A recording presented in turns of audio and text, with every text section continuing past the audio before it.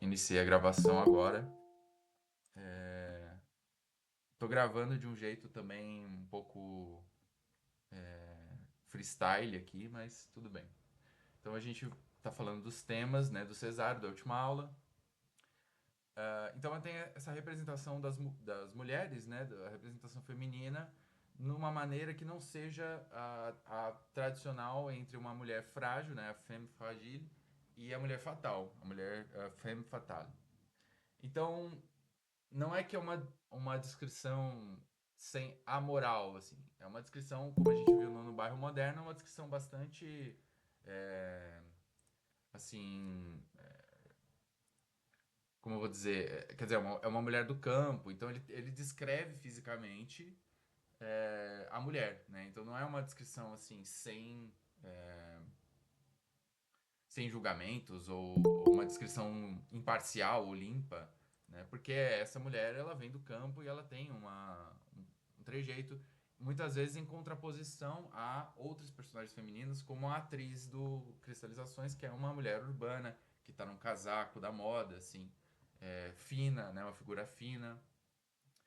Então ele descreve as trabalhadoras sem necessariamente julgar se são mulheres frágeis ou mulheres fatais, mas isso não significa que não tem uma moral assim com relação a outras coisas, né? Na verdade, o que interessa assim é que não tem um erotismo necessariamente. Então é a descrição de uma mulher sem necessariamente ela ter o desejo do poeta, etc, né? E por consequência, né, ao descrever as trabalhadoras, elas normalmente não têm nome e elas têm o próprio ofício como nome. Então, as peixeiras, a engomadeira, a regateira, né? É claro que, enfim, a Sofia, por exemplo, vai dar uma outra cara, né, para a representação feminina. E, aliás, ela não tem nenhum problema, eu acho. Lendo a Sofia, assim, eu vejo que ela já pegou um momento, um contexto, né, do pós-guerra em que não era um problema ela escrever num eu lírico feminino, né? Porque a Flor Bela Espanca, por exemplo, que é uma poeta do começo do século XX, teve é, dissonâncias, assim, ela escrevia às vezes masculino, às vezes feminino, né? Ela tem poemas incríveis num eu lírico feminino, mas há essa disparidade, assim, justamente por ser pioneira, né? Ela vai ter um grau de dificuldade, assim, na medida em que ela está falando como uma mulher, né? Bom, aí tem a associação da poesia com a pintura e com o teatro, né? Então, ut pictura poesis é um ditado do Horácio que basicamente diz, né? A tradução é a poesia é como a pintura. Então, a ideia é de que a poesia e a pintura se influenciam e se têm características em comuns. E, e por quê? Então, justamente porque há o espaço, a influência do espaço necessariamente inclui então uma pictorização. Bom, é isso, né? Então a poesia é vista como pintura e os poemas vão se desenvolvendo no espaço, em quadros, como se fosse um quadro mesmo. Também o intertexto com o teatro é bastante importante, né? Não só no Cesário, como no Machado, enfim, em outros, no Essa de Queiroz, certamente, nesses escritores realistas do fim do século XIX, enfim, do fim do século XIX, porque, enfim, há um esvaziamento do sujeito romântico, então há essa ideia, né, um contexto ideológico assim de determinismo, de darwinismo social. Então as pessoas não são mais sujeitos dotados de vontade, mas são atores, né? São pessoas no seu meio social, né? Elas não têm propriamente subjetividade, individualidade, né? Essa é uma visão assim naturalista ou realista é, de personagens ficcionais, né? Ou então há também uma certa sátira do romantismo, né? Que há no Machado, não é essa? Que as personagens elas acham que são personagens românticas, então elas acham que vai acontecer alguma coisa como num romance romântico e não acontece, né? E então há essa, digamos assim, essa teatralização da ficção, né, do romance. Há também justamente uma coisa que eu não falei nas duas outras aulas, a influência do romance, do discurso romanesco impulsionado pela instituição do jornal, né? Então, o jornal vai ser muito importante no século XIX, e no século XX também. Então, a linguagem do jornal, que é uma linguagem diária, de notícias, muito dinâmica, né? Que inclusive combina com o próprio espaço urbano, né? Vai influenciar a poesia. E o Cesário vai ser um dos primeiros a colocar essa linguagem prosaica ou jornalística mesmo na poesia. O Eça de Queiroz vai ser um dos primeiros a colocar no romance, né, no romance português.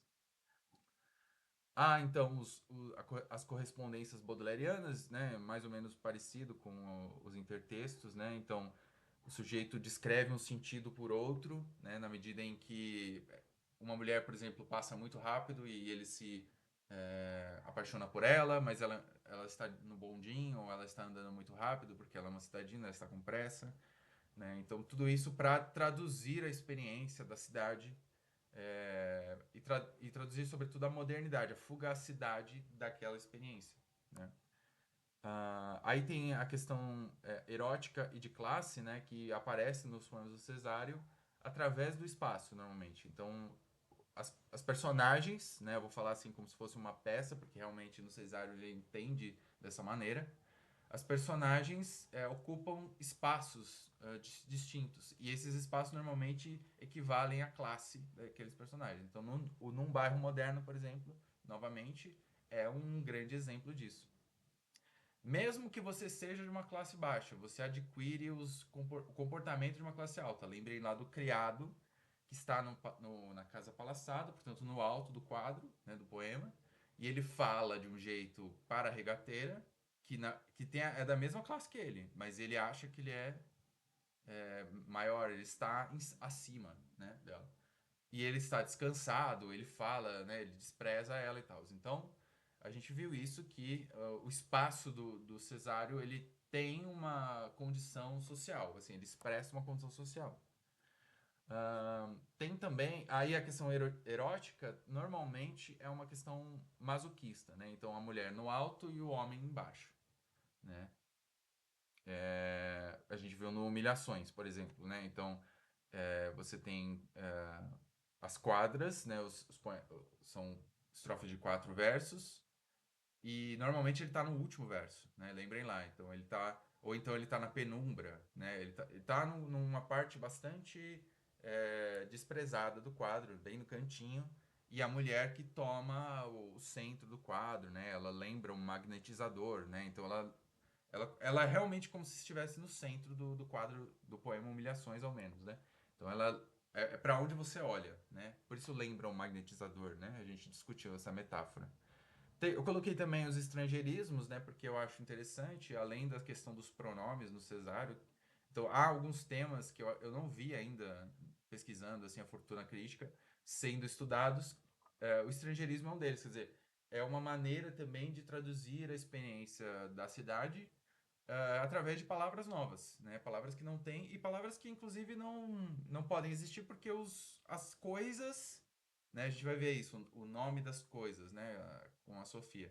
Então as coisas não estão aqui, elas vêm da Inglaterra, elas vêm da França, né? Então evidentemente o nome da coisa vem com a coisa, né? Então, tem uma questão social também, né? E para a época dele, né, em que se discute muito, né, no caso do Brasil, por exemplo, tinha os parnasianos da Academia Brasileira que queriam traduzir tudo, né, inclusive, por exemplo, esporte e futebol, né, eles achavam que era uma adaptação do inglês, futebol. Então eles sugeriram ludopédio, né, no começo do século XX tinha essa discussão, se era futebol ou ludopédio, né? E hoje em dia parece ridículo, quer dizer, evidentemente, né, é uma adaptação estrangeira de um esporte estrangeiro, enfim. Mas o Cesário, ele vai ser bastante ousado, assim, ele vai usar indiscriminadamente os estrangeirismos num momento em que não se fazia tanto isso, né? No século XX vai se fazer bastante, o Fernando Pessoa vai fazer e tal. Mas na época dele era mais raro. É, Bom, e aí a gente viu esse poema Cristalizações. Oh, meu Deus. Sim, a gente falou um pouco sobre. Isso aqui eu vou pular. Então a gente viu o poema Cristalizações. E aí eu falei um pouquinho sobre a comparação que o Cesário faz, ele próprio faz, de compor um poema a polir um cristal. E por isso que, aliás, se chama Cristalizações, né? Ele terminou esse poema e falou: eu compus esse poema como se pole, como se termina um cristal, né? Ahn, e aí eu gostaria de abrir aqui a pergunta, né? Então, o que que tem a, qual é, então, o que que você pode tirar dessa comparação? Quer dizer, o que que ele quer dizer com isso, né? Que o poema é um cristal, assim. O que que vocês acham que ele está dizendo aí, né? Com base no poema, enfim, não precisa necessariamente ter a ver com o poema, pode ter a ver inclusive com outros, como no Bairro Moderno também. O que que vocês acham? Quer dizer, por que que ele está dizendo que o poema é um cristal?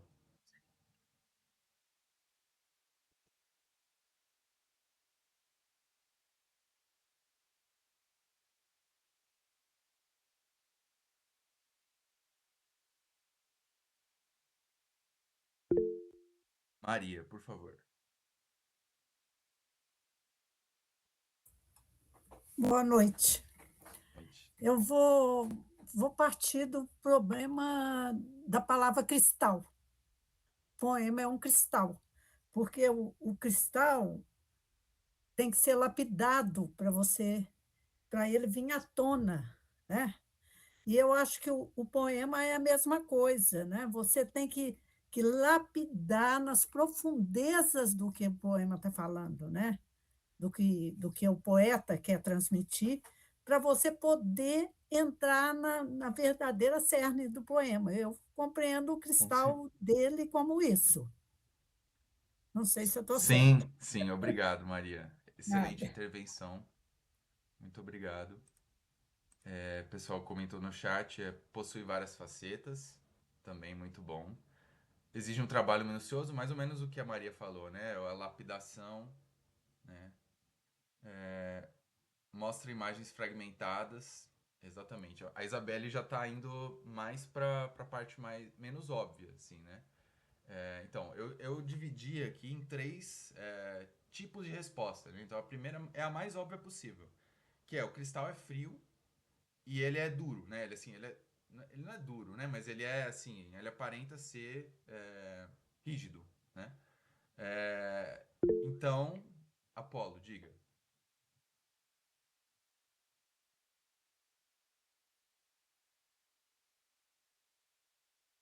Apolo levantou a mão?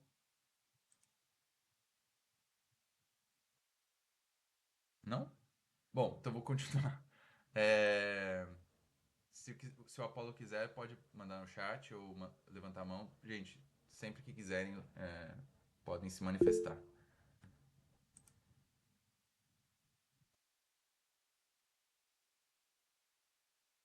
Sim, o Rafael também tá já entendendo aqui. É mais ou menos isso. Quer dizer, então eu vou ler o comentário, né? Assim como o cristal é formado de uma forma sublime na natureza, tenta descrever o cenário social do contexto social de uma forma genuína, a essência do espaço. Tá, vamos ver. A primeira coisa, né? Então, qual que é o primeiro nível, assim? A primeira coisa que ele mesmo diz aqui. Ai, meu Deus. Aqui. Né? Então, eu vou ler, então a gente já entra nas interpretações. São os versos agudos, gelados, que o inverno passado me ajudou a construir. Lembram um poliedro de cristal e não sugerem por isso quase nenhuma emoção psicológica e íntima, mas ao menos bem o conheço. Então, essa é a primeira interpretação, né? Ahn, deixa eu só ver aqui quem está querendo entrar. Tá. É, Então, essa é a primeira interpretação. Uma coisa fria. É uma coisa aguda, né? Ele diz assim, é uma coisa áspera, uma coisa, né, assim, áspera, né? É, a primeira coisa é essa, é rigoroso, né? E a segunda, decorrente da primeira, é que, como a Maria falou, né, e como a Francisca falou, acho que é a Francisca. Exatamente. A Francisca falou, tem uma rigorosidade do poeta. Né? Então, se o poema é um cristal, o poema ele é rigoroso, ele é frio, e o poeta também é frio. Inclusive, nas correspondências, ele diz: eu sou frio, eu sou frio. É, Então existe essa questão versificatória, né? Ele compõe os versos de uma tal maneira que ele, enfim, são versos muito bem pensados, né? O fim do verso tem um sentido, né? O começo também, então são a geometria, né? Do poema. Também tem a ver com a oh, desculpa, com a analogia à pintura, né? Apolo, você quer falar alguma coisa? Eu não sei se. Acho que ele levantou a mão.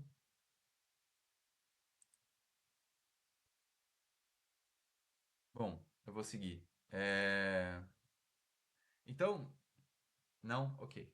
É, Então, o poema é frio, o poeta é frio, mas aí há uma terceira, né? Uma terceira dimensão que eu acho mais curiosa, que é justamente da tridimensionalidade.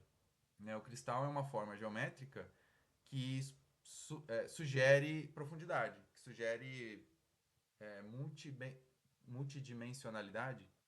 É, Então, de fato, quer dizer, existe uma interpretação espacial desse cristal, né? Então, se o poema é um cristal, ele está colocando os planos dele mais ou menos numa isometria, né? Então, existe essa isometria entre uma estrofe e outra, né? Que pode inclusive ser subdividida, né? Então existe uma divisão, por exemplo, de cada estrofe, do cada estrofe é como se fosse uma aresta, um quadro, mas dentro dessa, ou melhor, numa divisão maior poderia ser a seção do poema. Então no caso do No Bairro Moderno tem três seções, evidentemente.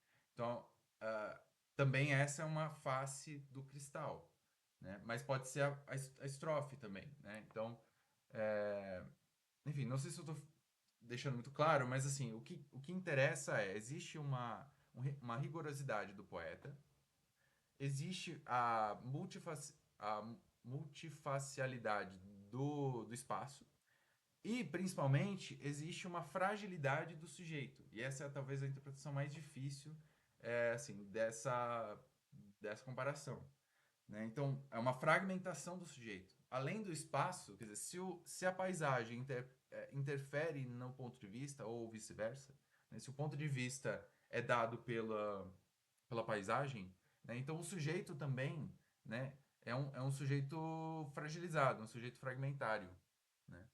Então eu vou ler aqui, justamente, então a Clara Nunes, ela vai entender que há até uma contradição nessa definição do Cesário, né?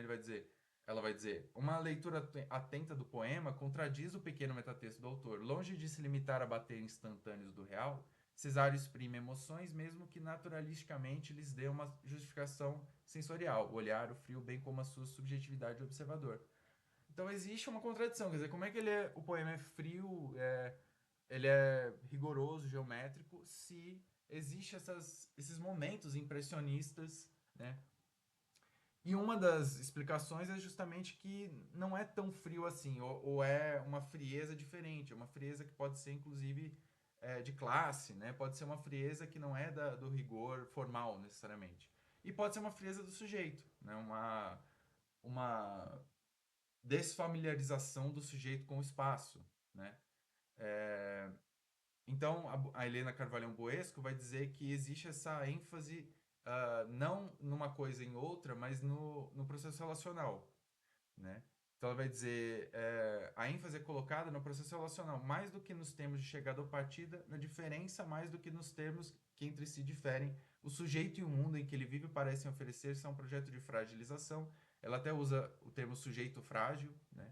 Então, que eu acho que tem muito a ver com a cristalização do poema, que aumentando a porosidade e instabilidade das fronteiras, acentua ao mesmo tempo o intervalo que as constitui, né? Então, todas as dicotomias que nós estamos vendo, campo, cidade, elas, enfim, classe alta, classe baixa, civilização, não civilização,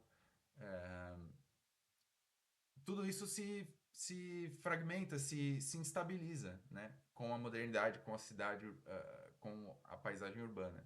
E aí, enfim, eu coloco por fim, né, a minha interpretação, que eu acho que é assim, que tem a ver com desse pesquisador, o Jorge Luiz Antônio, que vai dizer: cristalizações pode significar um emaranhado entre cristais e ações poliédricas. A figura geométrica como metáfora da observação de uma realidade multifacetada, né?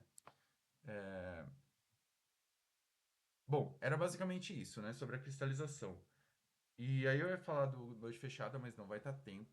Eu só vou falar um pouquinho do sentimento do ocidental, porque eu acho justo, assim, falar é, sobre... Acho que o Apollo está com um delay. Enfim, eu vou falar um pouco sobre o sentimento do ocidental, porque é o grande poema dele, né? Um poema muito longo, mas enfim. É... Só um minuto.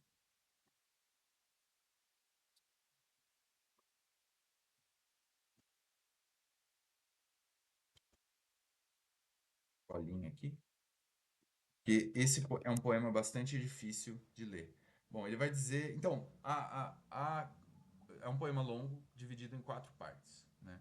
E essas quatro partes elas simbolizam diferentes diferentes horas do dia. Na verdade, é um dia, um período de anoitecer, né? Então, Ave Maria seria às 6 da tarde, mais ou menos, na tradição católica, né?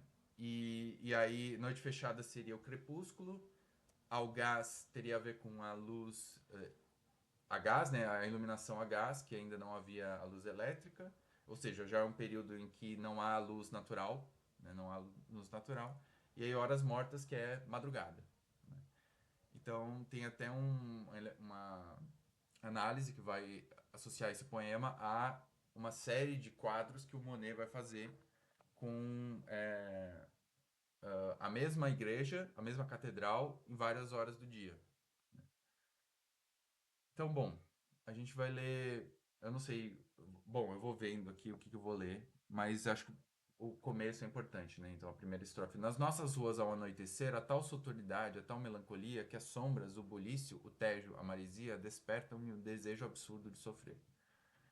Então, é um flaner que tá andando à noite, sozinho, e ele tá vendo o bulício o bulício da cidade, o cais, né, a maresia, o rio Tejo, e ele sente um desejo de sofrer. E aí essa estrofe, enfim, esse verso tem uma multiplicidade de interpretações, né? E uma delas não é propriamente a masoquista lá, que é igual a questão do humilhações, que é o sujeito que, enfim, se humilha, menos isso do que o sujeito que se identifica com esse sofrimento que está na cidade, né? Então ele olha absolutamente tudo que ele vai olhar a partir daqui e ele se identifica com a cidade, se identifica com a neurose da cidade, né? Então ele tem um desejo de sofrer, ele não sofre, mas ele tem um desejo de sofrer, né? Para se identificar com a cidade, né? Não propriamente de uma maneira masoquista, mas de uma maneira até empática com relação ao que ele vai ver, né? Ele vai dizer: o céu parece baixo de neblina, o gás extravasado enjoa-me, perturba. E os edifícios com a chaminés e a turba toldam-se de uma cor monótona e londrina. Então ele vai descrevendo os edifícios, as chaminés e a multidão, a turba, numa cor monótona e londrina. Então, Londres entra em Lisboa, né? A névoa se torna londrina. Isso é bem interessante para ver justamente a influência, né, da cidade industrial por excelência, que é Londres, na cidade periférica, que é Lisboa, né? E aí ele vai dizer, bom, eu vou ler mais um pouquinho. Eu acho que eu vou ler essa parte, acho que é boa para a gente entender algumas coisas. Batem os carros de aluguel ao fundo, levando a via ferro os que se vão, felizes. Ocorrem minha revista exposições, países, Madrid, Paris, Berlim, São Petersburgo, o mundo.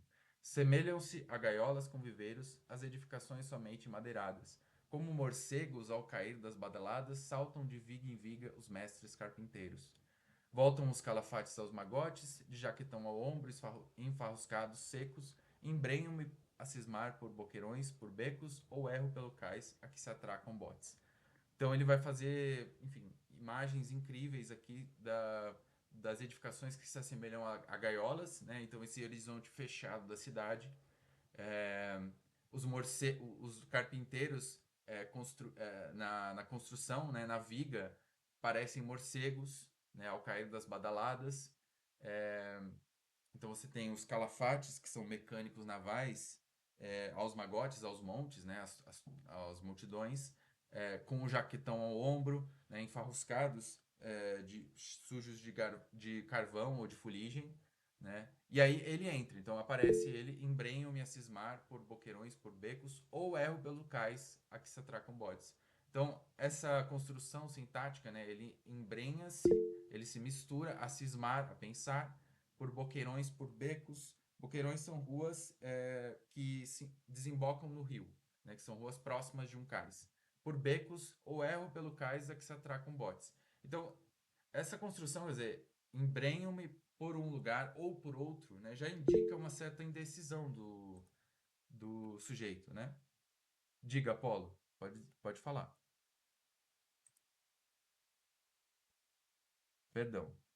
Ah, sim, entendi. Bom, então eu vou.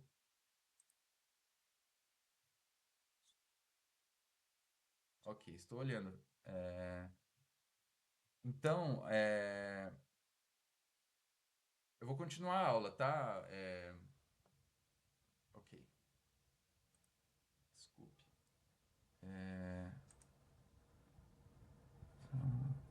Quando ele voltar, eu vou remover o Apolo porque aparentemente ele não tá na sala. Ele não tá no computador dele, é o sobrinho que tá. Então eu vou remover ele, aí quando ele voltar, ele pode pedir, eu vou aceitar ele de novo, tá? Só pra gente continuar aqui. Ok, obrigado. Então, ele vai demonstrar essa indecisão, quer dizer, ele não sabe para onde ele vai, né? Ele se embrenha por becos ou erra pelo cais, né? A palavra erra também, quer dizer, andar sem rumo, né? E aí entra justamente as crônicas navais, né? Mouros, baixéis, heróis, tudo ressuscitado. Luta Camões no Sul, salvando um livro a nado, né? Tem essa história de que Camões escolheu salvar os Lusíadas a salvar a amada, né? Num naufrágio, essa anedota, enfim. E ele vai dizer: Singram soberbo as naus que eu não verei jamais. Né? Então ele está vendo o passado se materializar na frente dele, né? Que mais? Aí, enfim, há uma imagem final dessa parte que é a das varinas, né? Ele vai dizer: vazam-se os arsenais, estou lendo aqui a antepenúltima estrofe. Vazam-se os arsenais e as oficinas. Reluz viscoso o rio, apressam-se as obreiras. E de um cardume negro, hercúleas galhofeiras, correndo com firmeza, assomam as varinas. Vem sacudindo as ancas opulentas. Né? Então, as varinas são as peixeiras, né? Elas são num cardume, veja, a multidão delas é um cardume, né? Ou seja, elas se identificam com o peixe, né? Com a sua mercadoria, enfim. Num cardume de peixeiras, elas assomam, elas aparecem, hercúleas, galhofeiras, correndo com firmeza.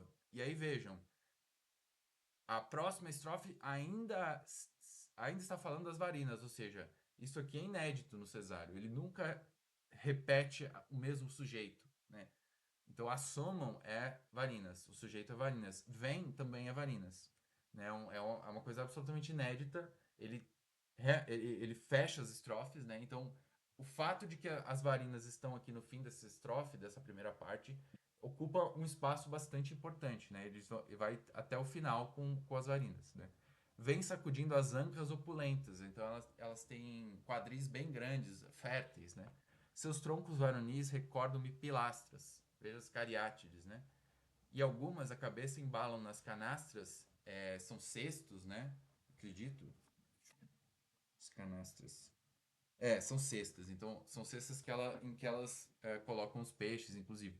Os filhos que depois naufragam nas tormentas. Então, quem são os filhos das varinas? Os navegadores, né? Então, ele está fazendo uma crítica muito forte às grandes navegações aqui, né? E ele está fazendo também, primeiro, um rebaixamento do épico, né? Então, aquilo que era épico do Camões se tornou a peixeira, né? A vendedora de peixe. É isso que é aquela grande, né? Os mares nunca antes navegados do Camões se tornaram no século XIX, no fim do século XIX, mulheres trabalhadoras vendendo peixe, né? Ah, então a primeira coisa é essa. A segunda é que há um.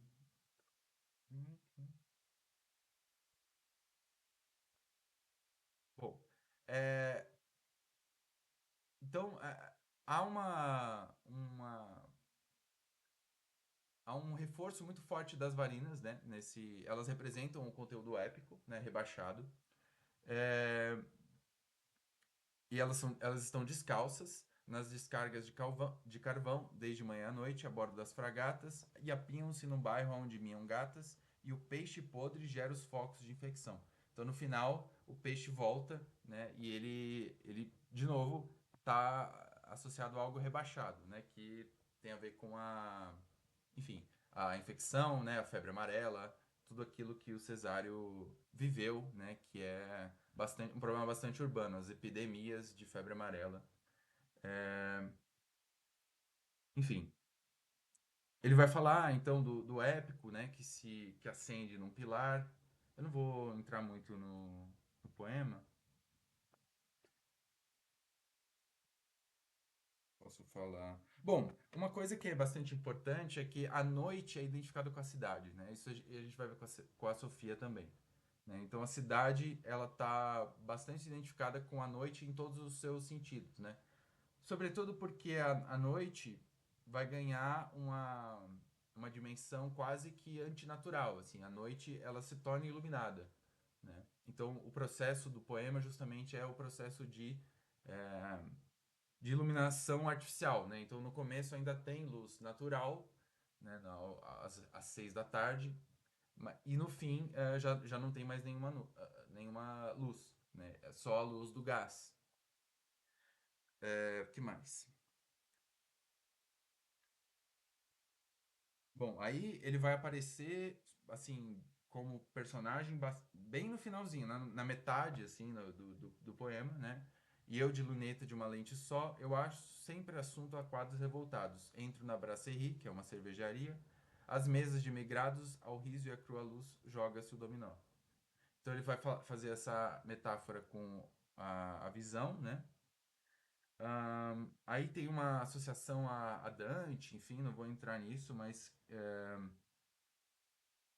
aqui no finalzinho, né, quando ele vê o professor nas aulas de latim, alguns críticos fazem associação a Virgílio, né, na Divina Comédia. Mas, de novo, né, é um professor nas aulas de latim que é um mendigo, né, que pede, e ele antecipa até o discurso, né, dó da miséria, compaixão de mim, né. Aqui também, né, longas descidas, né? Então é uma descida moral, né, que tem a ver com a Divina Comédia, de fato, né? Então, o fato de você descer e o fato da cidade ser um protótipo do inferno, né? A cidade grande é um protótipo do inferno, é a Babel, né, como a gente viu. Bom, e aí no fim, né, ele volta ao começo falando do mar, né? Então ele vai falar ele vai terminar, né? Então ele vai dizer assim, né? Vou ler as últimas 4 estrofes para a gente, enfim, é, terminar o sentimento ocidental. Ele diz: E nestes nebulosos corredores nauseiam-me surgindo os ventres das tabernas. Na volta, com saudade, aos bordos sobre as pernas, cantam de braço dado uns tristes bebedores. Né? Então os bêbados estão voltando para casa de madrugada. Eu não receio, todavia, os roubos. Afastam-se à distância os dúbios caminhantes.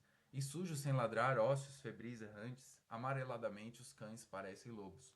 Ele fez de novo aquilo, né, que a gente falou, que ele antecipou a qualidade dos cães, né, que são qualidades que não normalmente se coloca a cães, né, então ósseos febris errantes, amareladamente também, né, é uma hipálage, enfim, é uma figura que mistura sentidos, né, então os cães parecem amareladamente lobos, né, os cães são ósseos febris errantes, e os guardas que revistam as escadas caminham de lanterna e servem de chaveiros.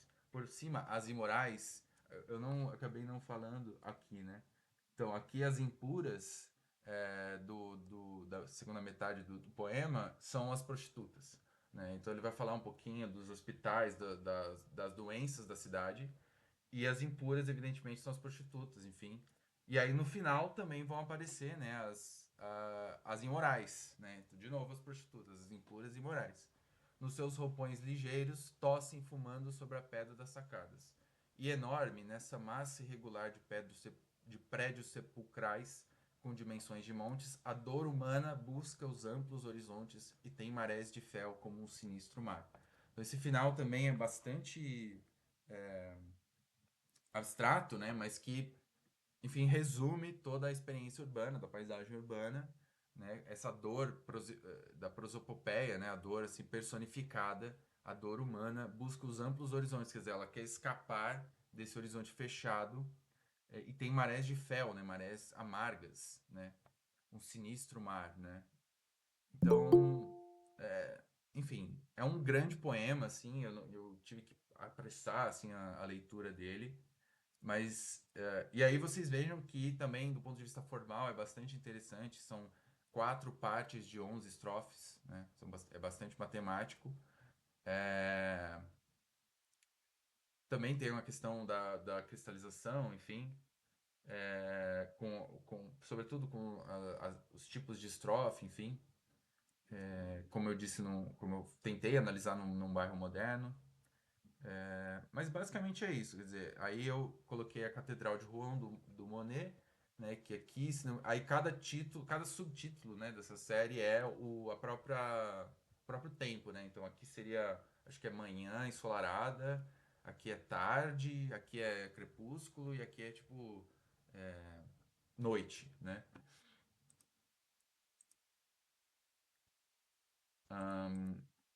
E aí, bom, então o tempo no sentimento ocidental penetra o espaço de uma maneira assim inacreditável e inédita até então, né?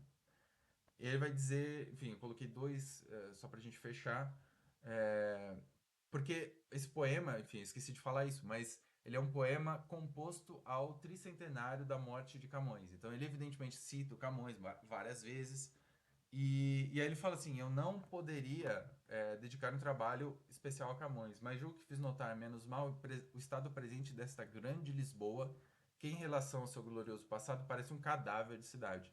Então ele escolheu cantar a decadência de Lisboa em relação à Lisboa do século XVI, que é né, bastante potente, né? Enfim.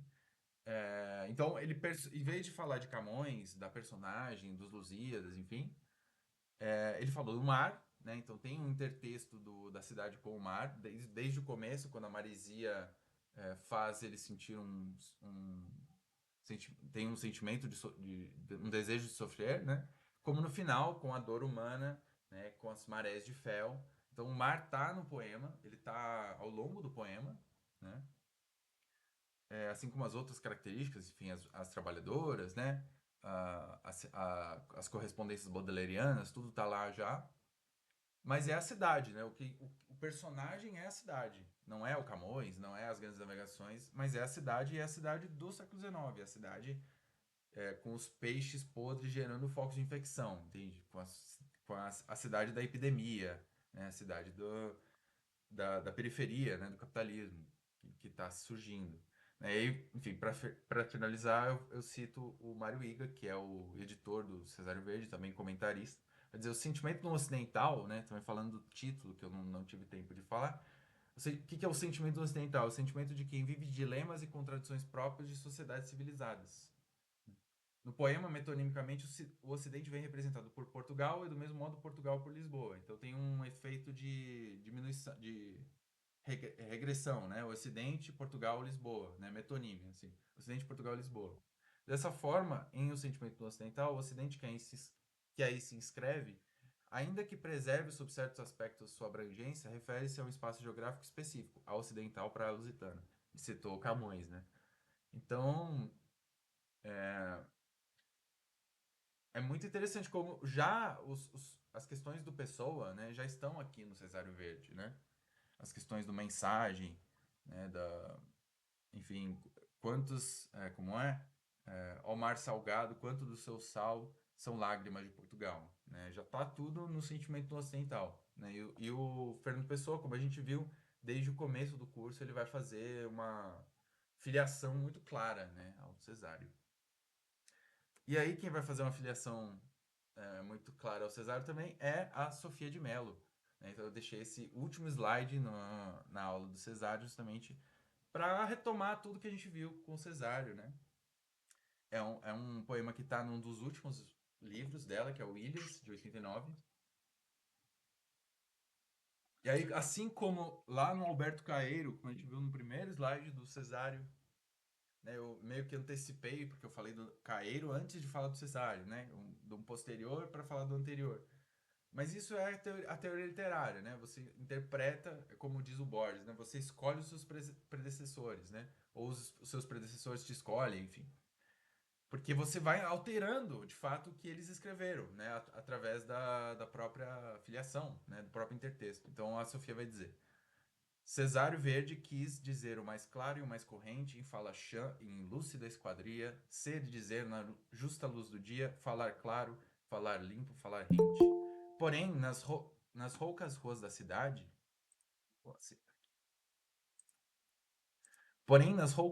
ruas da cidade, a nítida pupila se alucina. Cães se miram no vidro da retina, e ele vai naufragando como um barco.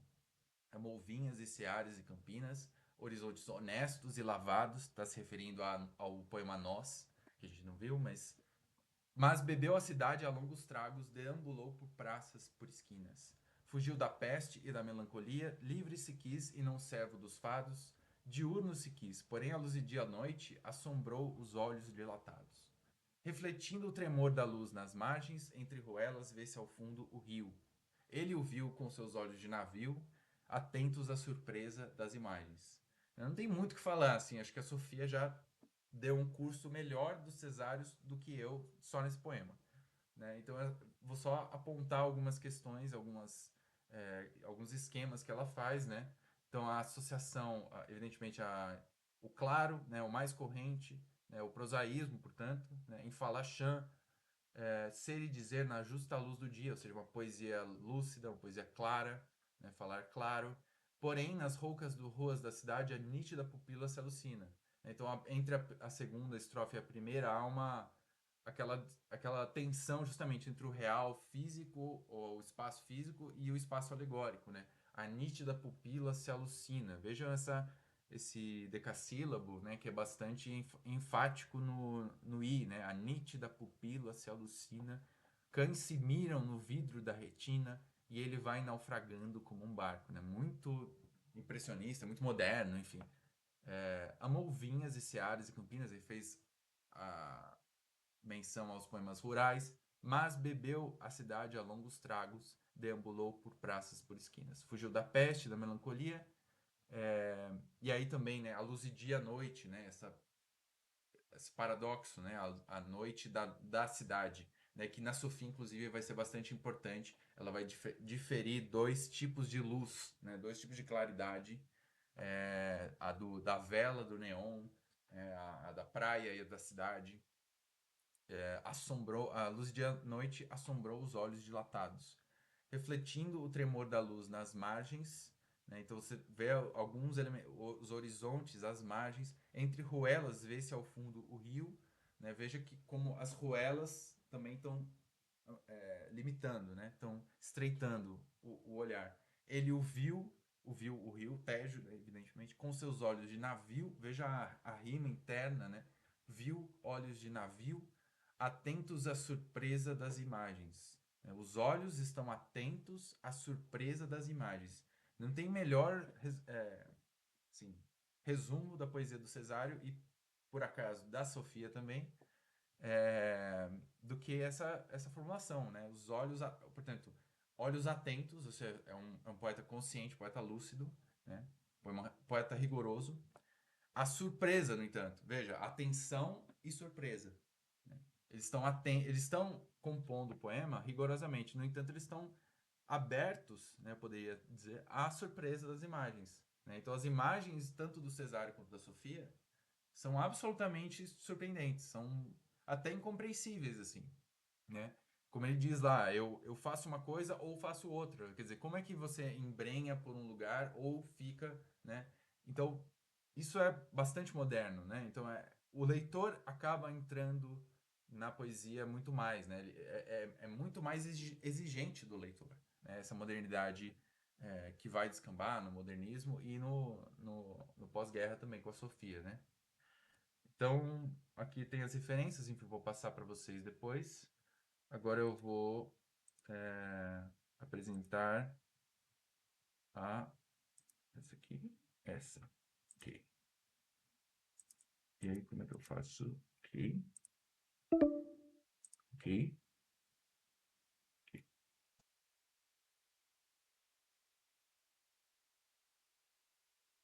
Meu Deus. Estou com um pouquinho de dificuldades técnicas, mas já vou passando para aula 3, então.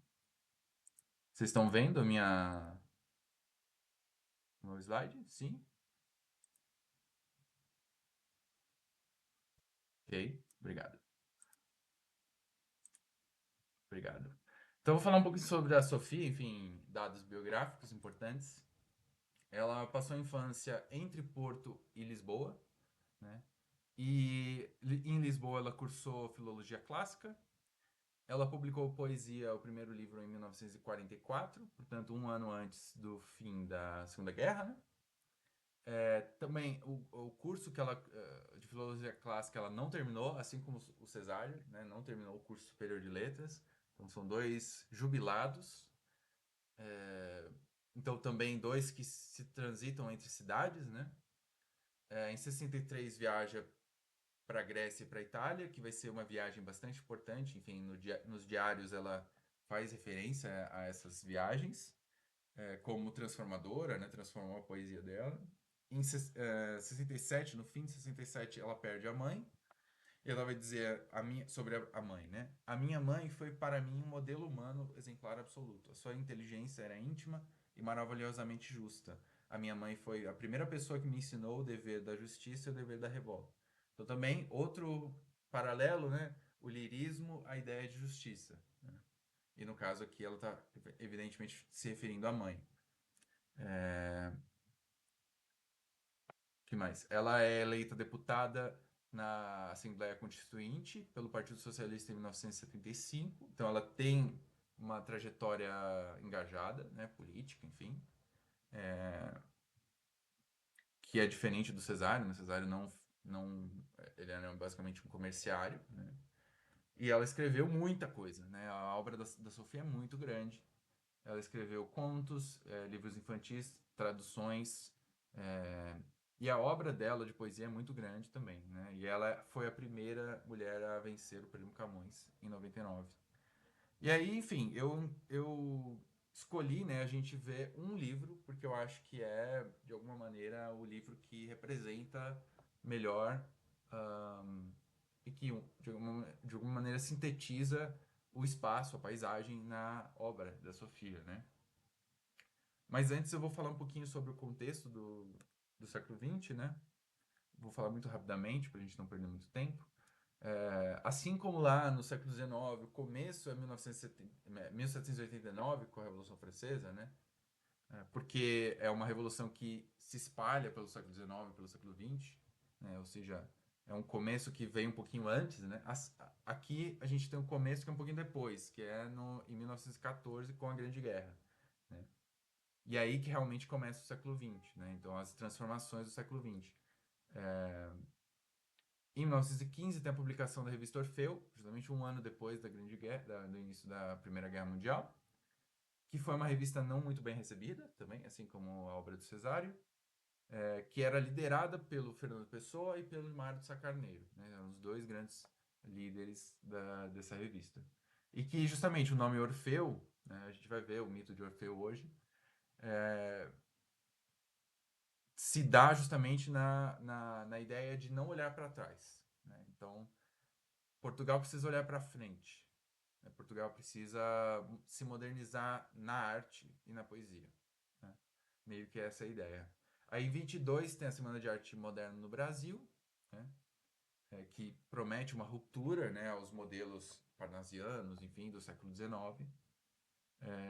Poderia colocar a publicação do Wasteland, do T.S. Eliot, também desse ano, a publicação do Ulisses, do James Joyce, que aliás tem bastante a ver com a cidade, né? Mas eu coloquei essa publicação de 25 da Virginia Woolf, Miss Dalloway, porque é uma mulher que perambula pela cidade, né? A Miss Dalloway. E a Virginia Woolf tem ensaios sobre flanose, né?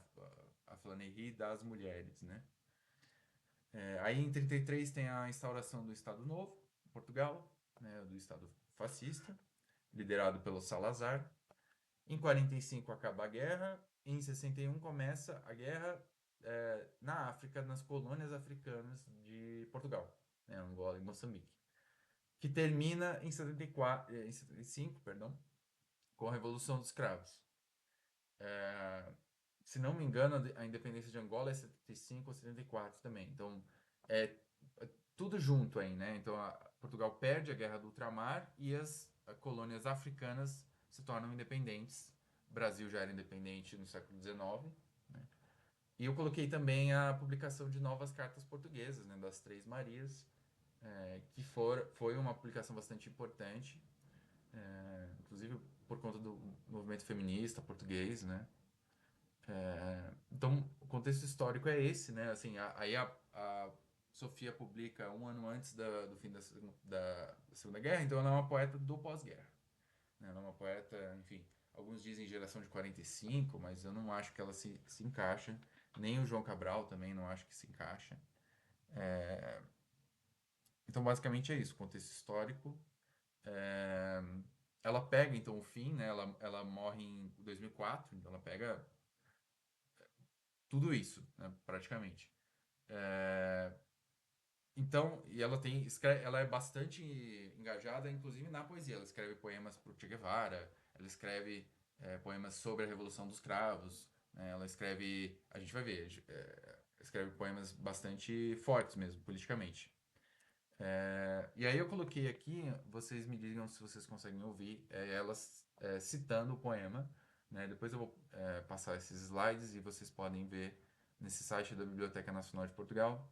Tentei, enfim, deixar uma aula um pouquinho menos conteudista, né? Eu coloquei ela citando, e aí vocês me dizem se conseguem ouvir o que ela tá, o poema, né? Nesse caso é o poema Cidade, que é do primeiro livro dela.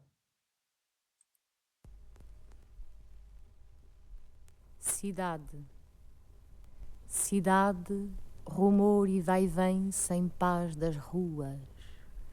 Ó vida suja, hostil, inutilmente gasta. Saber que existe o mar e as praias nuas, montanhas sem nome e planícies mais vastas que o mais vasto desejo. E eu estou em ti fechada e apenas vejo os muros e as paredes e não vejo nem o crescer do mar, nem o mudar das luas. Saber que tomas em ti a minha vida e que arrastas pela sombra das paredes a minha alma que fora prometida às ondas brancas e às florestas verdes.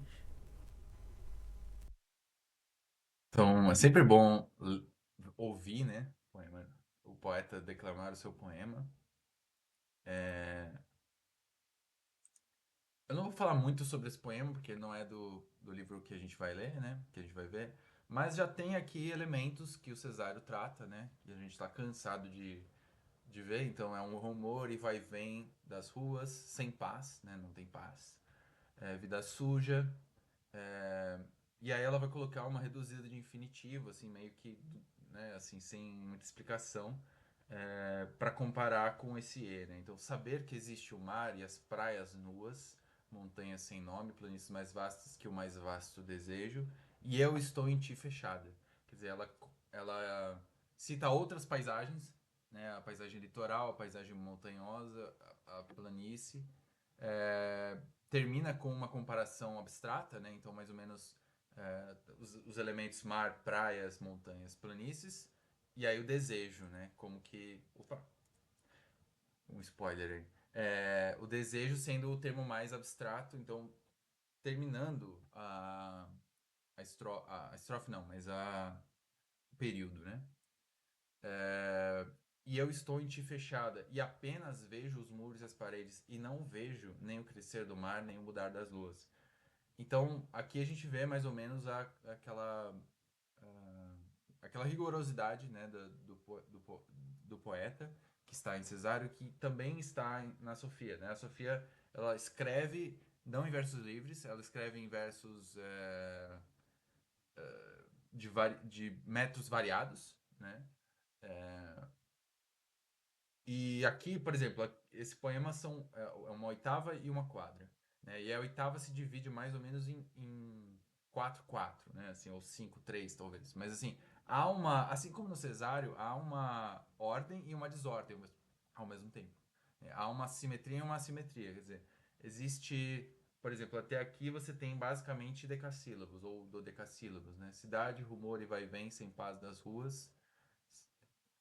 Bom, e aqui já tem uma quebra, né? O mais vasto desejo, é um hexassílabo.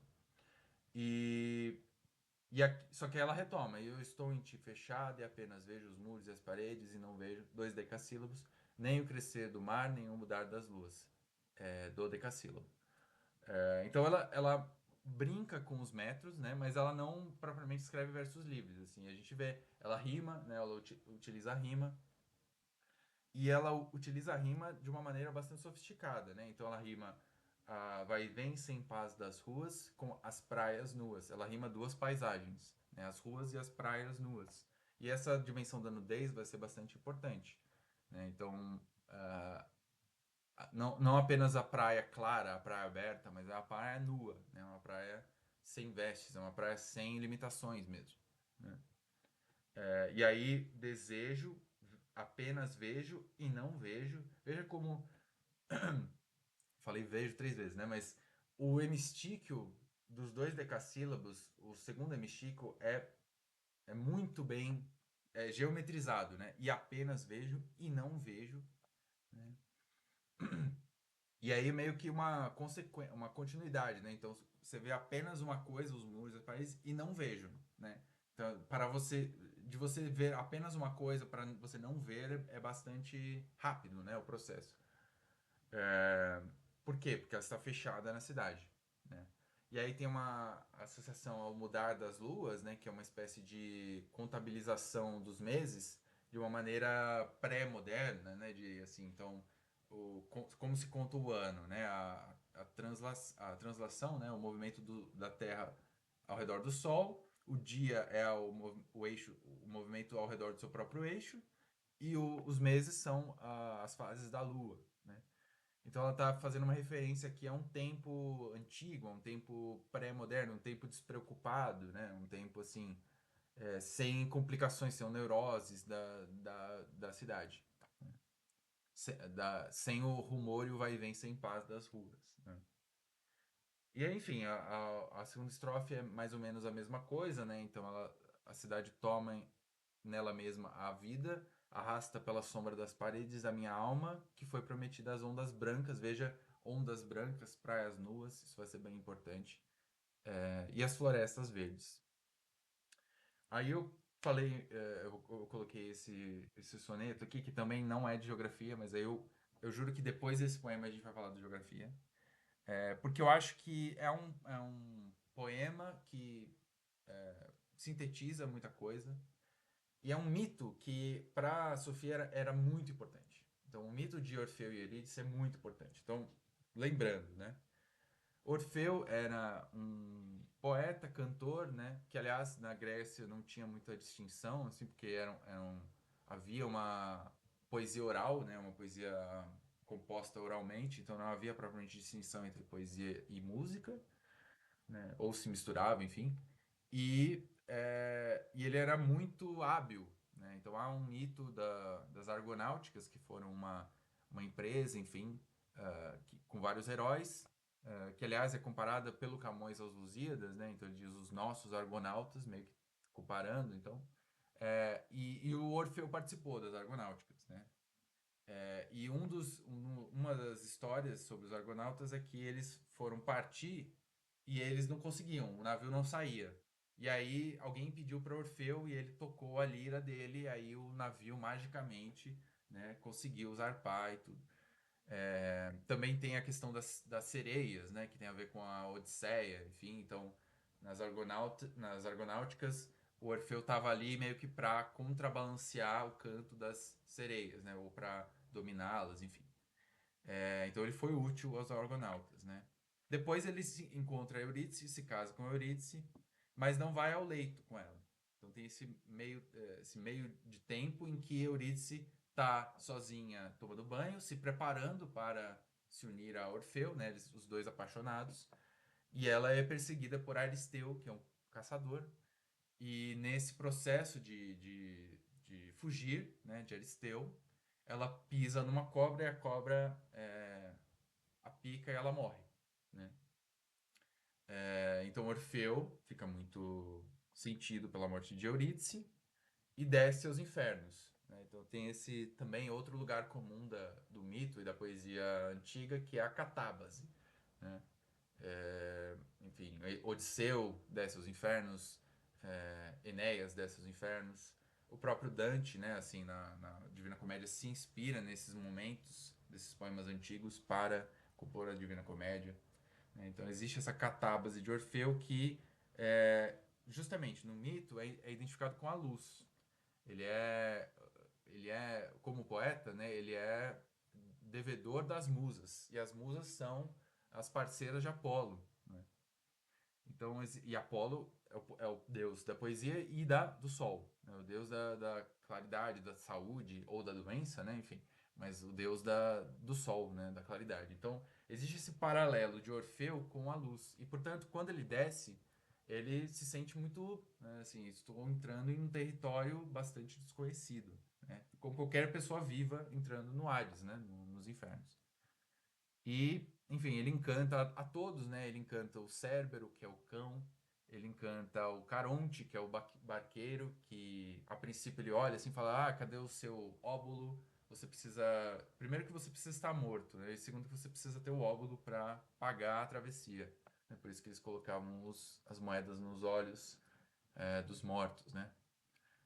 Mas o Orfeu toca a lira e ele se safa, né? Ele consegue encantar e ele consegue chegar até Hades e Proserpina, que são os reis do submundo, e ele também consegue é, encantar até mesmo o deus dos infernos, né? E aí, enfim, há aquela condição, né, famosa na qual Eurídice poderia ser devolvida a ele na condição de que ele fosse na frente, subindo, e não olhasse para trás jamais, né? Até que ele estivesse na claridade no mundo, né? Enfim, no mundo visível, né? Como se diz. E aí ele não consegue, ele olha para trás e aí a Eurídice se desfaz e há, enfim, uma pletora de interpretações sobre isso, né? Uma delas é que o ser humano não consegue é, lidar com o desconhecido, né? Então ele teve que olhar, ele estava curioso, enfim. Outra é que é dada no filme, né? No filme que a gente vai ver, o retrato de uma jovem em chamas, que ele escolheu a memória dela, né? Ele não queria ela propriamente a experiência dela, enfim, ou ela, mas a memória dela.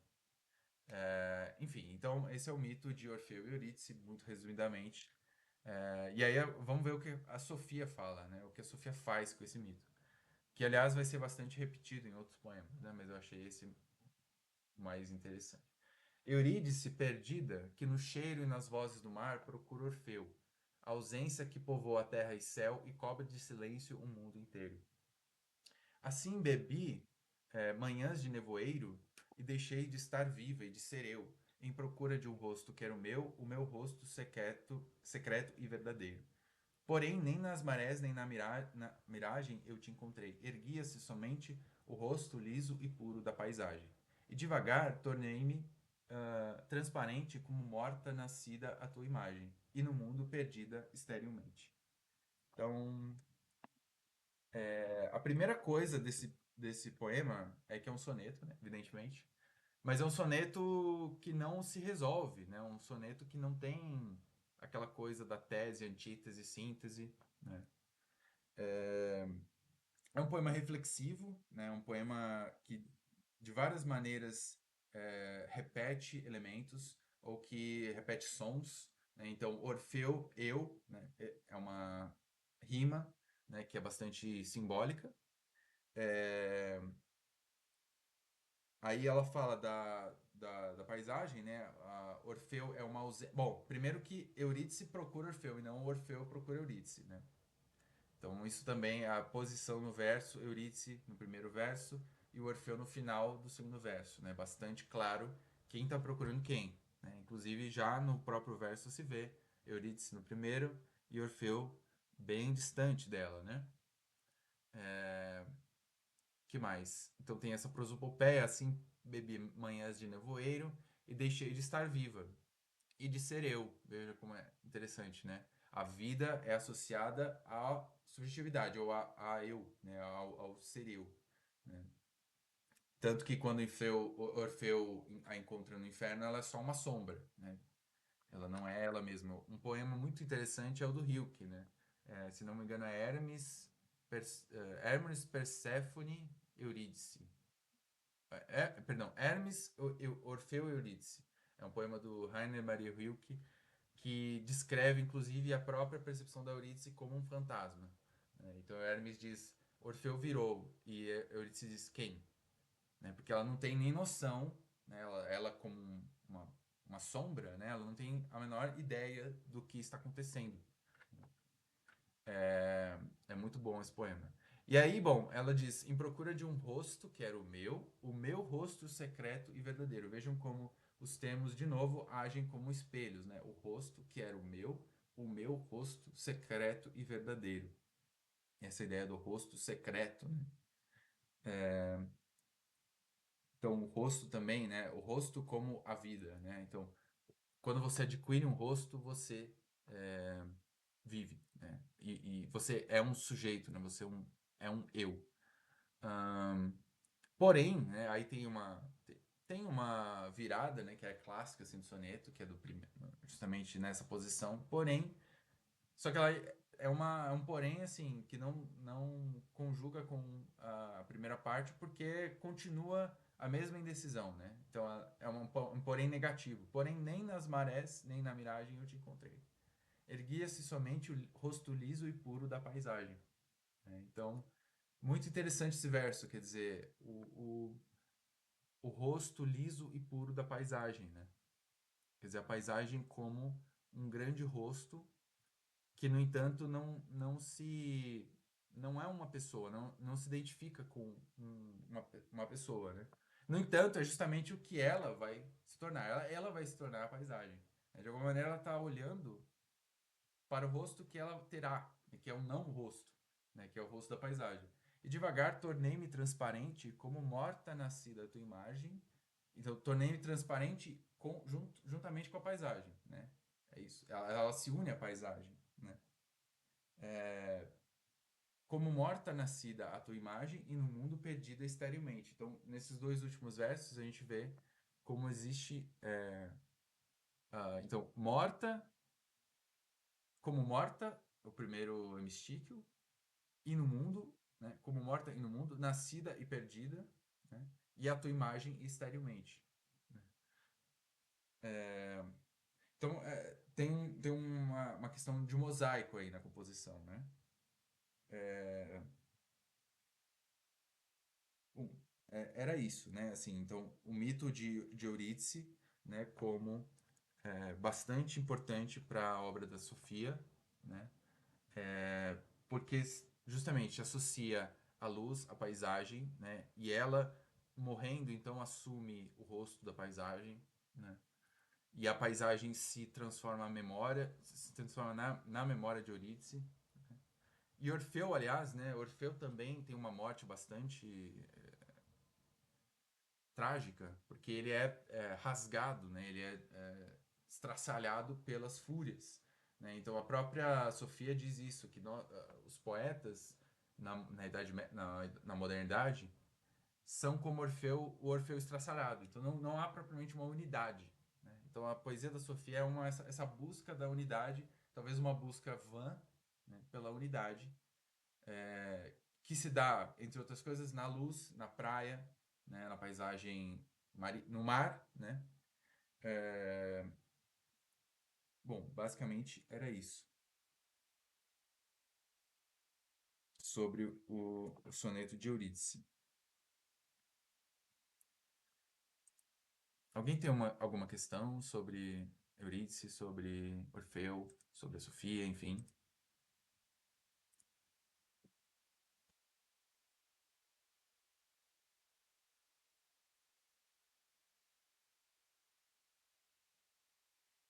Agora a gente entra, então, no... Oh, perdão. Então, eu vou falar um pouquinho dos primeiros livros. É, então, da Sofia, né? O primeiro livro se chama Poesia, cujo título difere dos outros, né? Então, Dia do Mar, Coral, No Tempo Dividido, Mar Novo, Cristo Cigano. Quer dizer, é um...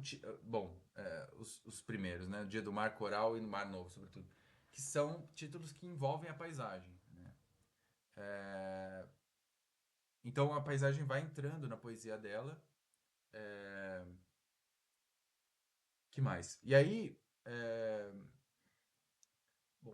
Bom, eu vou ler, então, Ah, obrigado, Maria. Eu também, eu amo a Sofia. Então, eu peguei esse trechinho da crítica, né, do Canal Ferraz, que mais ou menos resume, né, esses primeiros livros. Então, assim, né, sobre os títulos. Então, Dia do Mar, do Coral, Mar Novo. Então, vocês vejam que a paisagem marítima está presente, né, e o coral, sobretudo, né, então, é uma... Tem dois sentidos, né? O sentido do coral mesmo, né? Do coral do mar, e o coral grego, né? Então tem essa associação do coral grego, que é mais ou menos emulando a própria natureza do mar, que é a dança, né? O ir e vir em conjunto, né? É um canto coral, né? Um canto em conjunto, né? A ideia do mar como um conjunto. Aí também No Tempo Dividido, né, bastante interessante, porque justamente é o livro do Soneto de Eurídice, né, que é uma condição do poeta na modernidade. Né, ele está condicionado a viver no tempo não unitário, justamente. Né, então a questão da unidade é bastante importante para Sofia. Aí tem uma coisa engraçada aqui que é o livro O Cristo Cigano e o livro Sexto. O livro sexto não é o livro sexto, né? Se vocês verem aqui, então, o livro sexto é, na verdade, o livro sétimo. E aí, quando ela lançou o livro sexto, bom, primeiro que o título já indica uma certa adesão a uma certa tradição geométrica, né? Então, não é nem Dia do Mar, nem Coral, nem Mar Novo, quer dizer, não faz referência a uma paisagem ou a elementos naturais, mas a uma ordem matemática, né? Então isso já difere um pouco esses livros, os primeiros livros do livro sexto. Mas justamente o livro sexto não é o livro sexto. Então o que explica isso, né? Ahn, a questão é, assim, primeiro, quando ela lançou, ninguém deu muita bola. Falou, tudo bem, livro sexto, às vezes, sei lá, ela quer, né, é um título aí, né, que existe. Mas nos anos 90, quando ela publicou a poesia completa dela, ela excluiu o Cristo Cigano. Então, o livro sexto é, digamos assim, o livro depois do Mar Novo, para a Sofia, né? Para a própria Sofia. Né? E isso, de alguma maneira, tem uma validade, porque o Cristo Cigano é um livro bastante específico e que, aliás, não tem nada a ver com geografia. Não sei porque que a Companhia de Bolso fez essa edição, né, do Cristo Cigano e geografia, mas enfim, tudo bem. Porque não é nem cronológico, também não é um depois do outro, então não sei realmente. Mas, porque assim, o Cristo Cigano é uma história que o João Cabral de Melo Neto conta para a Sofia, sobre um escultor que é muito neurótico e que acaba é, esculpindo. é, não lembro bem da história, mas é uma história, enfim, que é um escultor que acaba indo às últimas consequências para esculpir uma estátua de Cristo. E, e é uma espécie de cordel, assim. Se você lê, é uma espécie de história em verso, né? Um romance no sentido lá do Cancioneiro da Independência, oh, meu Deus, o Cancioneiro da Inconfidência da Cecília Meirelles, por exemplo, né? Ou como qualquer cordel que você conheça, né? E é uma história com começo, meio e fim. Então, assim, não tem muito a ver com os poemas ou com os temas que ela trata, né? Então, a ideia é essa. Quer dizer, o livro sexto vem depois do Mar Novo, na própria... Na, no que a Sofia achava que era a obra dela, né? Assim, na própria esquematização da Sofia sobre, né? E aí, enfim, o Eucalipto Ferraz, que é um poeta que é brasileiro, né? Contemporâneo, vivo, vai fazer um apanhado aqui de todas as características. Enfim, eu achei interessante a gente ver antes de ver os poemas, ou enfim, a gente já viu dois, mas ah, não sei exatamente se, enfim, é o primeiro curso, né, que eu dou, assim, então eu não sei se depende do poeta ou se depende ou se dá para ser um método único, que é primeiro apresenta o poema, depois a crítica. Enfim, eu até gostaria de fazer na sexta, talvez eu faça na sexta, uma espécie de feedback. Então eu vou criar, assim como eu crio a lista de presença, eu vou fazer uma lista de feedback, assim, perguntando essas coisas, assim. Aí vocês podem responder se é melhor falar do poema primeiro e depois da Fortuna Crítica, ou a Fortuna Crítica um pouquinho antes, só para entender, ou falar um pouquinho do poema, para não ficar muito jogado, e depois passar o poema, enfim.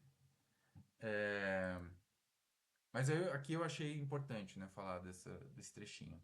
As primeiras impressões talvez sejam estas. Os versos parecem tocados de mistérios e, no entanto, a sintaxe é clara e direta. O tom só é elevado, mas o vocabulário é o mais simples. A expressão é clássica, porém decididamente moderna. A aparente atemporalidade entra em tensão com a história e o presente mais circunstancial. Então, essa ideia do tempo único, do tempo unitário e do tempo dividido em que nós vivemos, né? Se deparamos com a perfeição e a beleza, também constatamos que nada é aparato ou ostentação, né? Então é uma poesia bastante clara, é uma poesia lúcida. O leitor sente-se atraído, acolhido, entretanto é apanhado todo o tempo por imagens inesperadas, desconcertantes, que desalinham o conforto e lançam a fruição para uma zona que exige empenho e gosto pelo risco, né? Então é a surpresa das imagens, como ela diz no poema do Cesare, né? Quando esperamos a transparência, somos colocados frente ao mundo áspero e sombrio. Esperamos o vago e encontramos a precisão da geometria. A melodia sinuosa se alastra, austera, parece contínua, mas logo outro ritmo atravessa o caminho. Onde presumimos a doçura, defrontamos com a veemência. Onde supunhamos o clamor, é o silêncio que surge, né? Então, são contrários aí, né? O silêncio como uma condição da poesia, né? Ela própria vai dizer isso.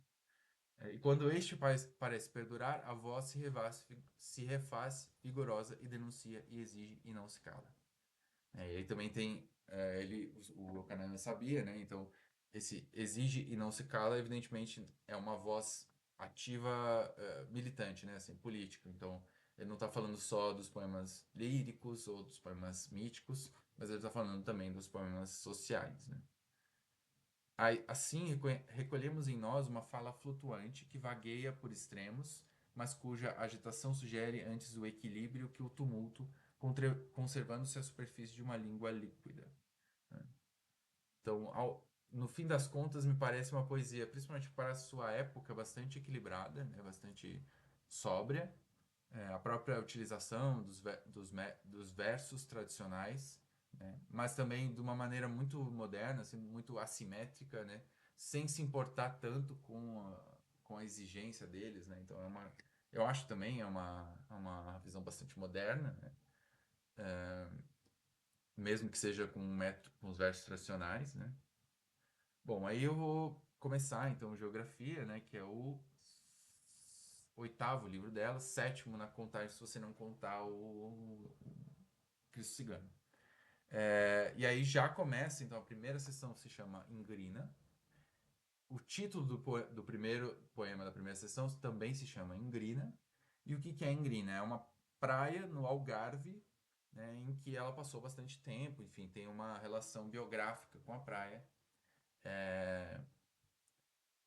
E é um referente real, né? Então aí você já vê um certo paralelo com o Cesário, na medida em que, por mais que ela fale de maneira bastante imprecisa às vezes, Ela também tem poemas como o Ingrina, como, enfim, ela vai falar de Che Guevara, enfim, nomes próprios, né? Vai falar sobre eventos, né, históricos, enfim.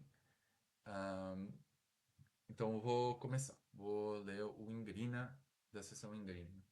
O grito da cigarra ergue à tarde a seu cimo e o perfume do orégano invade a felicidade. Perdi a minha memória da morte, da lacuna, da perca, do desastre. A onipotência do sol rege a minha vida enquanto me recomeço em cada coisa. Por isso trouxe comigo, por isso trouxe comigo o lírio da primeira praia.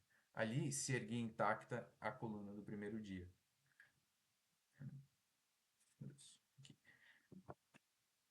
Desculpa. Ali se erguia intacta a coluna do primeiro dia e vi o mar refletido no seu primeiro espelho, Ingrina.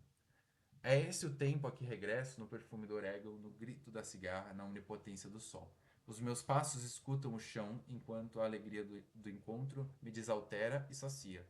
O meu reino é meu como um vestido que me serve. O meu reino é meu como um vestido que me serve. E sobre a areia, sobre a calva e sobre a pedra escrevo. Nesta manhã eu recomeço o mundo. Né? Bom, tem muitas coisas, né? O tema dos nomes, né? A gente não falou disso, mas vai ser muito importante para Sofia esse momento inaugural, né? Que também tem a ver, enfim, com o Cesar. Desculpa, estou falando muito do Cesar. Que é o da surpresa, né? Então é um momento do desconhecido, como a Sofia diz, do reino de Ártemis, né? Ou da Artemisa, né? São nomes diferentes, mas é a mesma deusa. Que é a deusa, justamente a deusa grega, do selvagem, né? Não apenas a deusa dos animais, mas é a deusa da natureza desconhecida, né? Da natureza insólita, da natureza, enfim, selvagem, né? Literalmente. É, virgem, né? Uma deusa virgem, portanto não controlada, né? Enfim. Então, é, a Sofia vai falar muito desse momento inaugural em que uma coisa ganha o seu nome. Né? Então, a coisa é associada ao nome que ela tem ou que ela... Mas aí, justamente, né? Então, eu até anotei que é aquele termo latino nomina consequentia rerum. Então, os nomes são consequências das coisas, né? Então, evidentemente, ela pode ter outro nome, ou ela pode mudar de nome, enfim. Mas o que interessa é esse momento em que a coisa ganha o seu nome, né? Que mais? Aí, no começo, justamente, né, o grito da cigarra ergue à tarde a seu cimo. Isso é muito... eu não li isso em lugar nenhum, mas eu acho que é uma referência muito clara ao poema Tecendo a Manhã, do João Cabral de Melo Neto, né? Que ele diz... bom, não lembro agora, mas é uma imagem que o galo tece amanhã com o seu grito, né? Então o galo canta um outro galo que canta um outro galo e assim amanhã vai se tecendo, né? Mais ou menos a mesma coisa aqui. E acho que esse poema é da Educação pela Pedra, que é de 66 ou 65, então é bem contemporâneo, assim, estaria bastante fresco na cabeça da Sofia. E o perfume do orégano invade a felicidade. Aí você tem, veja, de novo, aquele processo de concreto, concreto, concreto, concreto, concreto, abstrato. Né? Então, grito, cigarro, tarde, cimo, perfume, orégano, felicidade. Né? E aí, quer dizer, o que quer dizer o perfume do orégano invade a felicidade? Me parece que é um correspondência baudelariana, né? Então, primeiramente, o perfume invade, né? Uma espécie de prosopopeia do sentido. Personificação, né? O perfume como alguém que invade, né? E a prosopopeia segunda é a felicidade, quer dizer, a felicidade é uma coisa que é invadida pelo perfume. E uma referência também, me parece, ao Em Busca do Tempo Perdido, né? Que é o Proust, então, ah, lembrando do cheiro das madeleines, né? Então, esse transporte da memória, né, que ocorre na duração, como diz o Bergson, né? Então, o perfume transporta, transporta, né? Transporta eu lírico até a felicidade. Essa é a minha interpretação. Então, o perfume do orégano invade a felicidade.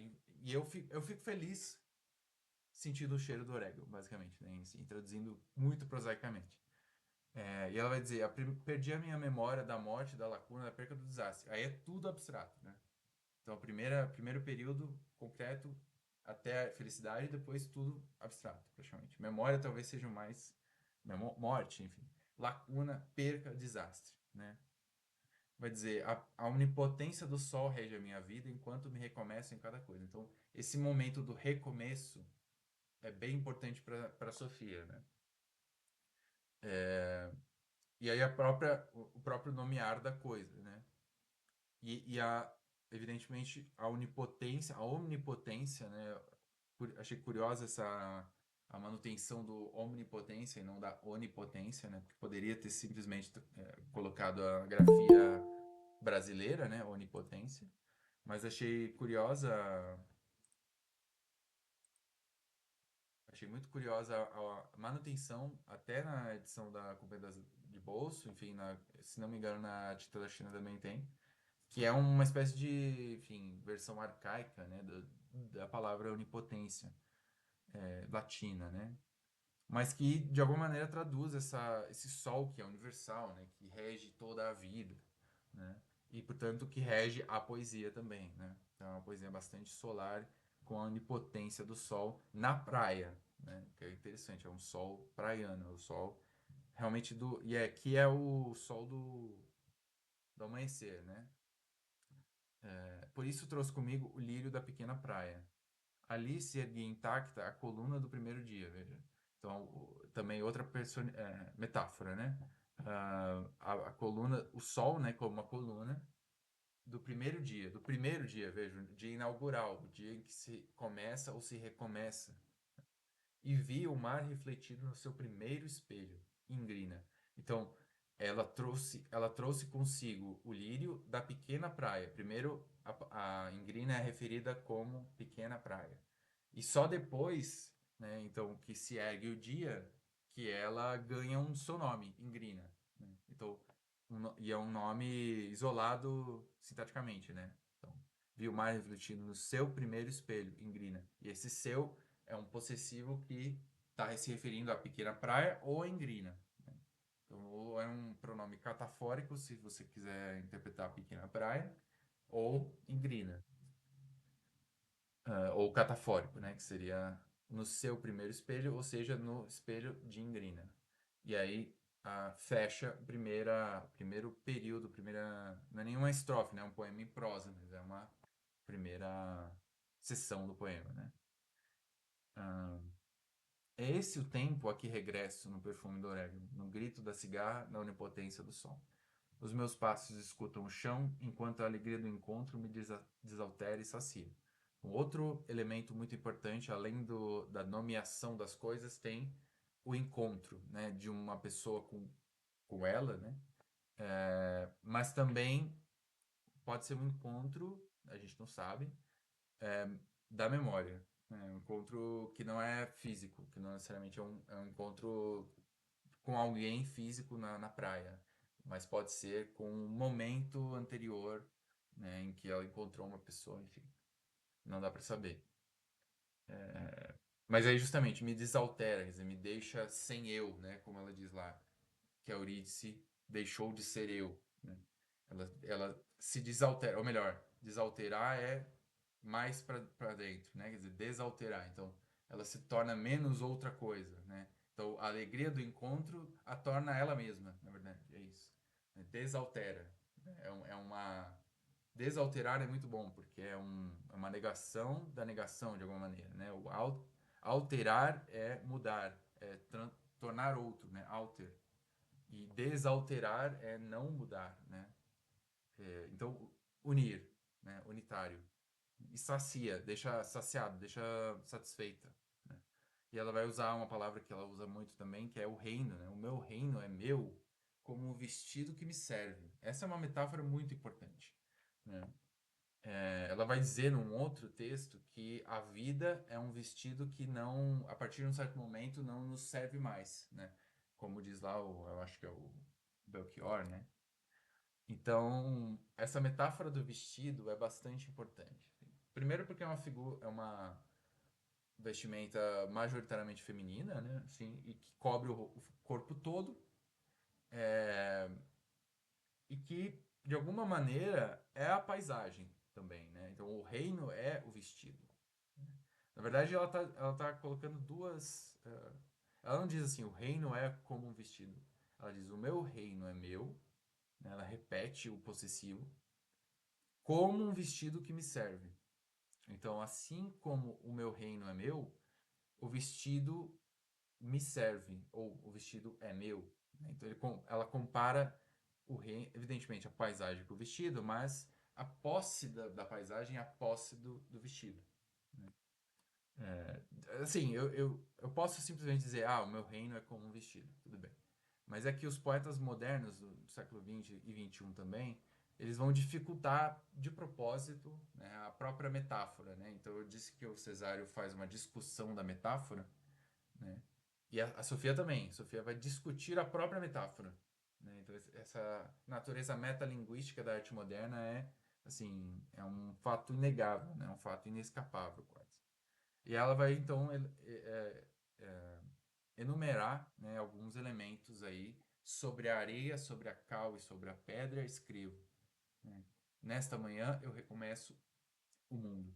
Então, sobre a areia, que é o chão do. Não, o chão, né? Poderia ser. O chão da praia, a cal, que é como se fosse o chão da cidade, né? O cimento, assim. E sobre a pedra, né? Que é talvez um intermédio entre a areia e a cal, né? Assim. Nesta manhã eu recomeço o mundo. Então, o nascer do dia é o recomeçar do mundo, é o mundo ganhar um outro nome, né? É a praia ganhar o seu nome, né?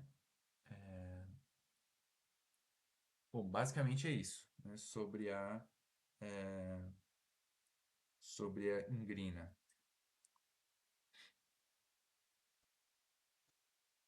Acho que eu vou ler mais, talvez dois ou três, talvez um só.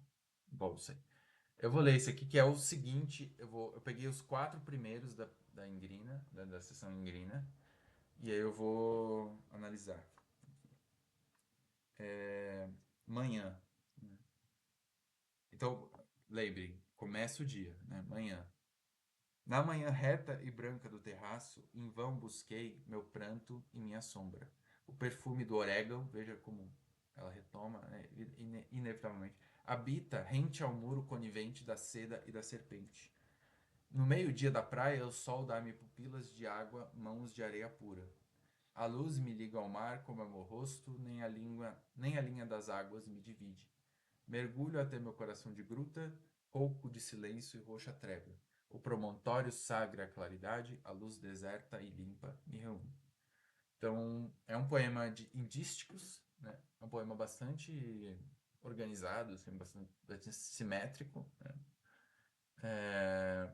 O que de alguma maneira se identifica, ou, enfim, se identifica com a própria paisagem que ela está descrevendo, que é a manhã reta e branca, né? Então, a própria forma do poema já denuncia essa retidão, essa brancura, né? E aí também o próprio disco, né, que é uma estrofe um pouco magrinha, né, que dá mais ou menos vazão ao próprio o espaço em branco, né?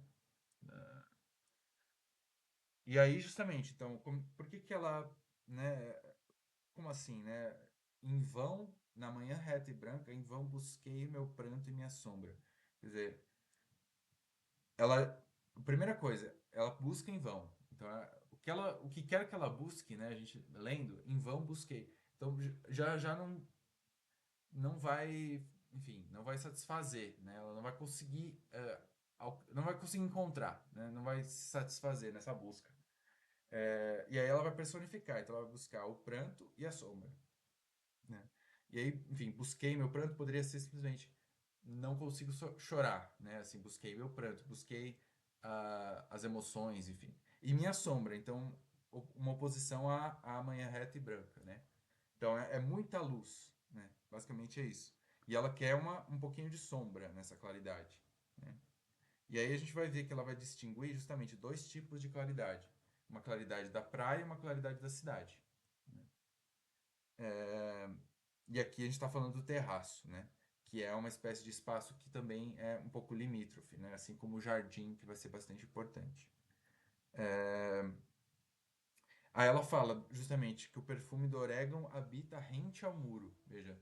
Então tem a sensação que leva à felicidade, que invade a felicidade, que no entanto está rente ao muro, conivente da seda e da serpente, né? Que é o muro da cidade, né? Então o que que é um muro conivente da seda e da serpente? É a Babel, né? É um conivente da serpente, né? A rima interna, aliás, rente também, né? Rente, conivente, serpente. E a seda como um tecido luxurioso, né? A serpente como, evidentemente, uma alusão bíblica, né? A tentação, ao pecado, enfim. Tudo isso dado pelo espaço confinado, né? Do muro, da cidade, do horizonte confinado. E aí ela vai dizer, no meio-dia da praia o sol dá-me pupilas de água, mãos de areia pura. A luz me liga ao mar como é meu rosto, nem as linhas das águas me divide. Aqui tem uma coisa interessante, né? Que ela diz, são dois decassílabos, né? A luz me liga ao mar como ao meu rosto. Nem a língua das águas me divide. São dois decassílabos. No entanto, o primeiro, ele tem esticos bastante próximos um ao outro, né? Então, a escansão seria 2, 6, 7, 10, né? Assim. Então, a luz me liga ao mar como ao meu rosto. Então, os dois hemisticos ficam bastante separados, né? Então, meio que dizendo assim, que a luz liga ao mar e o rosto, né? Só que aí, justamente, no decassílabo seguinte, já ela vai dizer, nem a língua das águas me divide. E aí já é um decassílabo mais fluido, né? Então você tem esse primeiro decassílabo que ele é mais duro, assim, né? De dizer, então a luz me liga ao mar como ao meu rosto, né? Tem não é cisão, mas é um som que interfere no outro, né? Do oxítono mar e como, né? A luz me liga ao mar como ao meu rosto, nem a língua das águas me divide. Né? Então ela se dividiu, mas depois não se dividiu, né? Assim. E aí ela mergulha até o coração de gruta, né? A gruta também como uma metáfora do corpo, como ela vai dizer num outro poema, mas também de sombra, né? No caso aqui, é mais a sombra em relação ao terraço. Rouco de silêncio e roxa treva. Essa hipálide aí, a roxa treva. E aí, enfim, eu vou falar um pouquinho mais dos questões formais do último dístico, né? Então, vocês vejam como aí há uma claridade que aparece, que é a do promontório, né? Que é até o primeiro, oh meu Deus, do primeiro slide, né? Que é da Retrato de uma Jovem em Chamas, que é aquele reclive, né? Montanhoso, Falésia também é o nome, que dá para o mar, né? É um território alto que dá para o mar, é um promontório. E ele sagra a claridade, né? Então vejam a vogal, promontório, sagra a claridade, também a literação com a letra R, né? Promontório, sagra a claridade, a luz deserta e limpa me reúne, né? São decassílabos muito mais épicos, assim, né? Mais fluidos, mais musicais, assim, do que os outros, né? Então é como se no final ela se reunisse, se libertasse ou se limpasse por essa luz e aí, enfim, sonoramente isso também de alguma maneira aparece. Né? Bom, eu acho que eu vou parar por aqui porque não sei se vou conseguir falar dos outros poemas. Então a gente leu os dois primeiros do Ingrina, né, que é a primeira sessão. São 7 sessões, então a gente vai falar dos poemas e tal. Vou ver como eu vou falar do filme ainda, não sei. Mas na próxima aula vamos ver o Retrato de uma Jovem em Chamas, algumas cenas, e tentando pensar no espaço, né, na representação do espaço e da paisagem e também do olhar, né, que é uma coisa bastante importante. Sim, a aula foi gravada. eu não gravei pelo Meet porque eu não consigo. E eu até entrei em contato com a orientadora. Eu tenho uma sobre a frequência.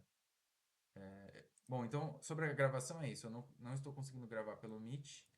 É, pois é, então a Sofia é muito incrível, né? Aqui eu passei de novo a lista. Sobre a frequência é isso, né? Então aqui tá a lista e a gravação eu tô gravando minha tela, assim, eu tô gravando num programa que eu achei, né? E é isso. Porque eu perguntei pro cara da secretaria, ele disse que podia. Então, basicamente é isso. Quer dizer, não consigo pelo Meet porque o Meet não permite. Não sei qual é o problema, mas enfim. Poxa, obrigado, Maria. Infelizmente vão ser só 4 aulas mesmo, mas poxa, eu fiquei feliz. Eu até estava um pouco inseguro com relação a essa aula. Não falei muito do sentimento do ocidental, enfim. Mas acho que tá dando, né? Assim, dá pra ver mais ou menos a influência do Cesário na Sofia, né? Então, é isso, gente. Muito obrigado. Eu vou terminar minha gravação agora.